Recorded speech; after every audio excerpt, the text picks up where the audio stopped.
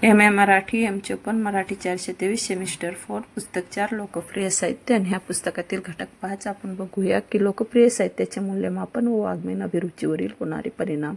या घटकाचे उद्दिष्ट पाहिल्यानंतर या घटकाचा अभ्यासानंतर आपल्याला लक्षात येईल की लोकप्रिय साहित्याचे वाङ्मयीन अभिरुचीवर होणारे परिणाम, लोकप्रिय साहित्याच्या विविध स्तरावरील वाचकांवर होणारा परिणाम, लोकप्रिय साहित्याच्या मराठीतील प्रकाशन व्यवहारावर होणारा परिणाम, लोकप्रिय साहित्याच्या मराठी लेखन व्यवहारावर झालेला प्रभाव आणि लोकप्रिय साहित्याच्या विविध कालखंडातील मराठी समाजातील वाचन संस्कृतीचा झालेला परिणाम तपासता येईल आणि लोकप्रिय साहित्याच्या मराठीतील जनमाध्यमांवर पडलेला प्रभाव अभ्यासता येईल। लोकप्रिय साहित्याची साहित्य अभ्यासामागील आवश्यकता समजून घेता येईल आणि लोकप्रिय साहित्याची सामाजिक सांस्कृतिक दृष्टिकोनातून मूल्यमापन करता येईल। आता आपण या घटकाचे प्रास्ताविक पाहूया की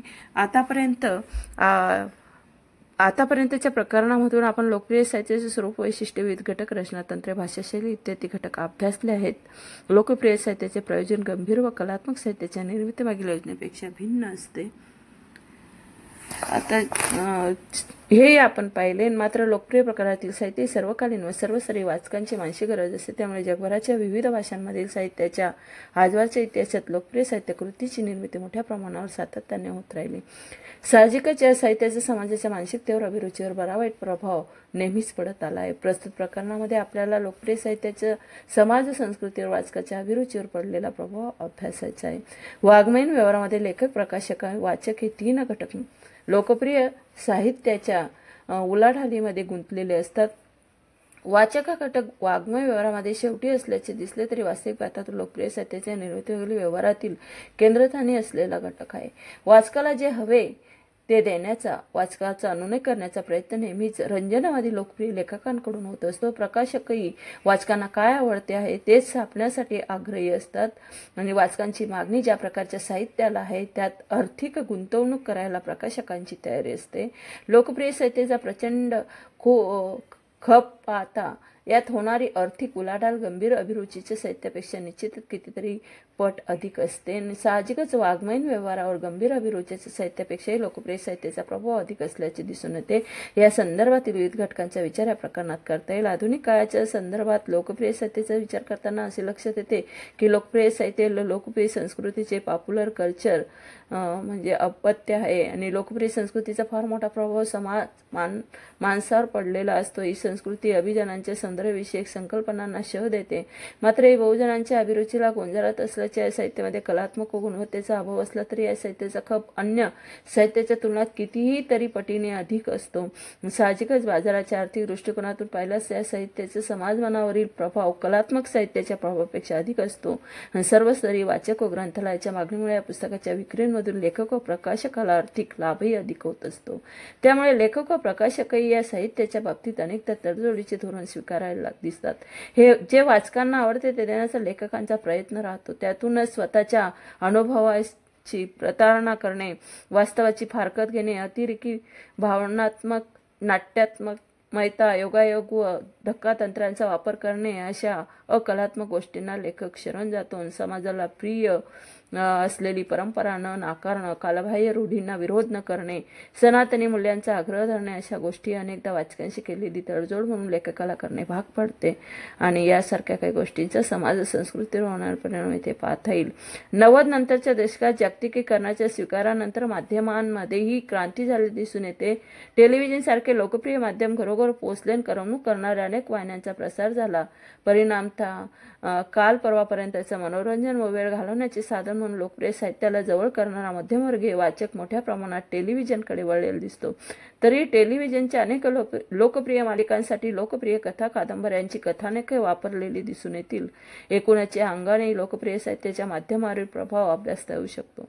अखेरीस लोकप्रिय साहित्याचे एकूण साहित्य व्यवहाराच्या संदर्भात मूल्यमापन करणेही गरजेचे आहे। या दृष्टीने या प्रकरणाचे अखेरीस विचार करता येईल। विषय विवेचन आपण बघूया की लोकप्रिय साहित्याच्या वाचकांवरील होणारा परिणाम। समाजाच्या परिप्रेक्ष्यातही साहित्य अनेक कलांचे संदर्भ उलगडता येऊ शकतात। लोकप्रिय साहित्याचा विचार करताना विशेषत्वाने हे ध्यानात घ्यावे लागते।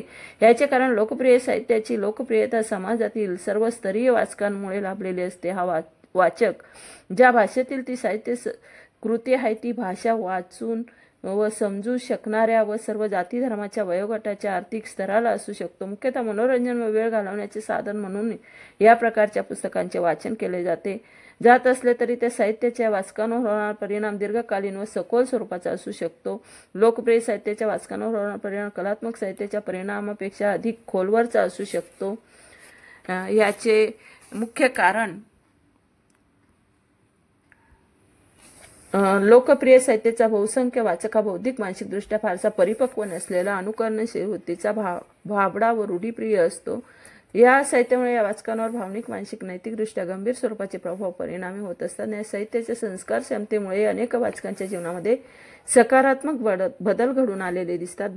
भावनिकतेचे काही घटक हे वाचकांवरील होणारे परिणामाचे भावनिक परिपूर्ती, अनुकरण, संस्कार क्षमता, सकारात्मक व आशावादी दृष्टिकोन ते घटक आपण बघूया की भावनिक परिपूर्ती. रंजन करणाऱ्या साहित्याचे वाचन करणे ही अनेक वाचकांची मानसिक भावनिक गरज असते. एकाकी आयुष्य जगणाऱ्या अविवाहित वृद्ध स्त्री पुरुषांची भावनिक भूक भागवण्याचे काम कौटुंबिक कथानक असलेली लोकप्रिय रंजनवादी साहित्य करत असते. अनेकदा कौटुंबिक जीवनात अपयशी ठरलेल्या वाचकांना मानसिक बळ देण्याचे काम हे साहित्य करताना दिसते. लैंगिक भूकांचा कोंडमारा होणाऱ्या विवाहोत्सुक स्त्री पुरुषांना स्वप्नरंजनात बुडून जात मानसिक दिलासा या साहित्यातून मिळू शकतो. तर दैनंदिन जीवनातल्या नोकरी व्यवसायातल्या कटकटींना कंटाळलेल्या वाचकांना वास्तवाचा विसर पाडून कल्पनेच्या साम्राज्यात घेऊन जाण्याचे कार्यही हे साहित्य पार पाडत असते. वाचकांची होणारी भावनिक व मानसिक परिपूर्ती हा या प्रकारच्या साहित्याचा वाचकांवरील एक महत्त्वाचा परिणाम म्हणता येतो. दुसरा घटक अनुकरण. कौटुंबिक जीवन कलह रंगवणाऱ्या अनेक लोकप्रिय साहित्यिकांनी उच्चभ्रू व उच्च कुलीन शहरी कुटुंबातील रूढी परंपरा रंगवण्यावर भर दिलेला असतो. या प्रकारची कथानके असलेल्या पुस्तकाच्या वाचनामुळे अन्य जातीय वाचकांना त्यांचे अनुकरण करावेसे वाटते. ग्रामीण भागातील वाचकही शहरी व आधुनिक कुटुंबाच्या जीवनशैलीचे अनुकरण करण्यात धन्यता मानतात. सर्वसामान्य वाचकांच्या मनावर या कथा कादंबऱ्यातील नायक नायिकेच्या जगण्याचा शैलीचा पगडा असतो. त्यातून त्यांच्या कृती, संवाद, रीतिविचार यांची नक्कल आपल्या वास्तव आयुष्यातील करण्याचा प्रयत्न अनेक वाचक करताना दिसून येतात.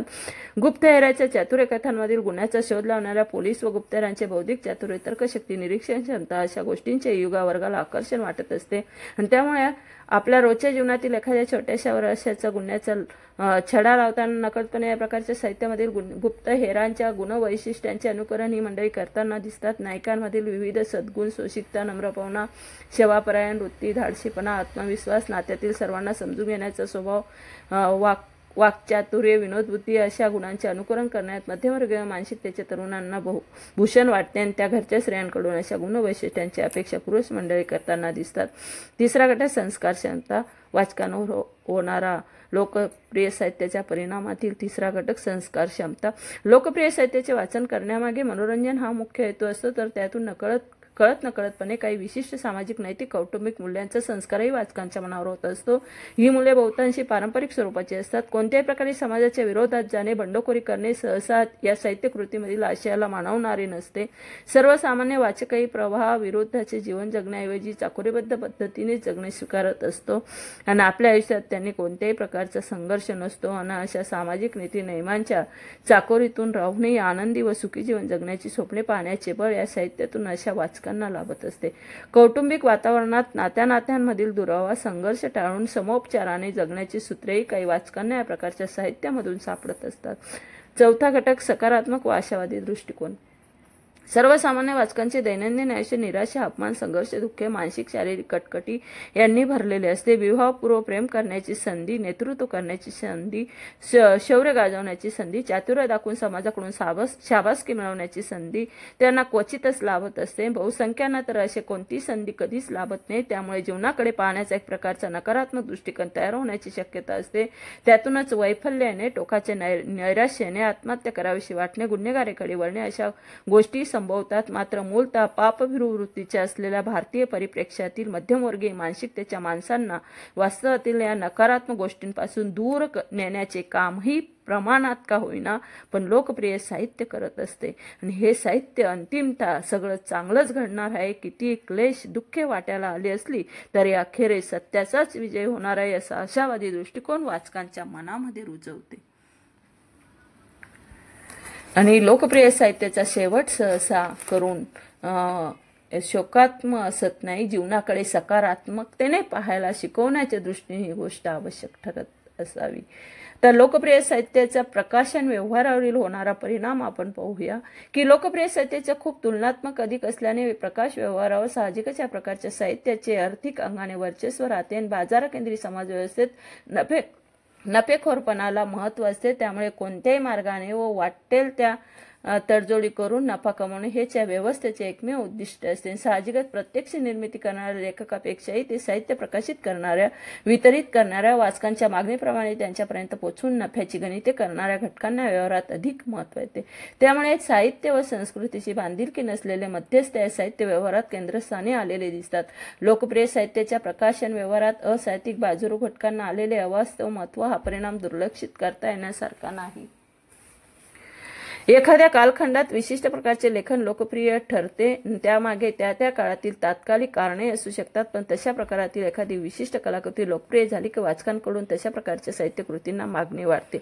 मागणी तसा पुरवठा या अर्थशास्त्रीय तत्वानुसार साहजिकच मग नफा मिळवण्याच्या हेतूने प्रकाशन व्यवसायात उतरलेल्या प्रकाशकांकडून तशा प्रकारच्या साहित्यकृती निर्माण करण्यासाठी लेखकांवर दबाव येऊ लागतो। लोकप्रिय साहित्याची निर्मिती करणारे बहुतांश लेखक व्यावसायिक वृत्तीचे असल्यामुळे त्यांची बांधिलकी वाचकांशी असते। वाचकांना जे हवे ते देण्यामागे त्यांना धन्यता वाटते आणि अर्थात त्यामध्ये त्यांचा आर्थिक फायदाही असतो। त्यामुळे वाचक व प्रकाशकांच्या दबावामधून त्या त्या कालखंडातील विशिष्ट स्वरूपाच्या लोकप्रिय साहित्यकृती मोठ्या प्रमाणात निर्मिती झाली असे। उदाहरणार्थ वि स खांडेकर यांची ययाती ही कादंबरी, शिवाजी सावंत यांची मृत्युंजय ही कादंबरी, महाभारत व पुराणातील कथासूत्रे या व व्यक्तिरेखावर आधारित आहेत। या दोन्ही कादंबऱ्या प्रचंड वाचक प्रिय ठरल्या। ययातीमुळे वि स खांडेकरांना भारतीय साहित्यामध्ये सर्वाधिक प्रतिष्ठेचा मानला जाणारा ज्ञानपीठ पुरस्कारही प्राप्त झाला। मराठी भाषेतील एखाद्या लेखकांना या कलाकृतीला हा पहिलाच ज्ञानपीठ पुरस्कार होय।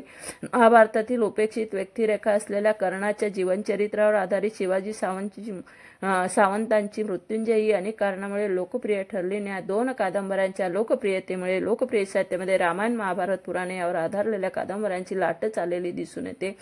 पौराणिक कादंबऱ्यांप्रमाणे रणजित देसाई यांची स्वामी या कादंबरीच्या वाचकप्रियतेनंतर ऐतिहासिक कादंबऱ्यांची लाट आलेली दिसते। याच पद्धतीने आत्मचरित्रे किंवा आत्मचरित्रात्मक कादंबऱ्या, स्त्रीकेंद्री कादंबऱ्या यांची मोठ्या प्रमाणावरील निर्मिती एकेका कालखंडात झालेली दिसते। यामागे बाजारपेठेची मागणी व प्रकाशन व्यवहाराचा दबाव हीच कारणे ठळक आहेत। आता लोकप्रिय साहित्याच्या